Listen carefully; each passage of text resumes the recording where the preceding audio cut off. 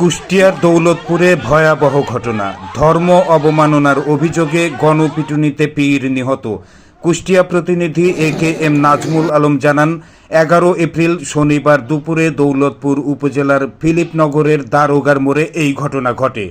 সামাজিক যোগাযোগ মাধ্যমে ছড়িয়ে পড়ে একটি ভিডিও, যেখানে শামীম নামে ওই পীরের বিরুদ্ধে কোরআন অবমাননার অভিযোগ ওঠে। অজ্ঞতার মধ্যে আছে, মূর্খের মধ্যে আছে। আর এই কোরআন যারা দিচ্ছে তারাও মূর্খ, যারা পড়ছে তারা আরো। এতে উত্তেজিত হয়ে বিক্ষুব্ধ জনতা দরবার শরীফে হামলা চালায়, ভাঙচুর ও অগ্নিসংযোগ করে।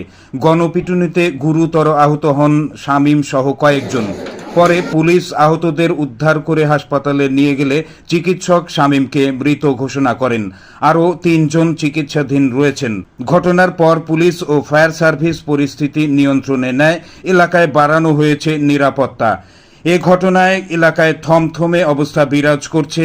প্রিয় দর্শক, আপডেট জানতে সাথে থাকুন দর্পণ বাংলার। বেশি বেশি করে শেয়ার করে ছড়িয়ে দিন সবার মাঝে। ধন্যবাদ।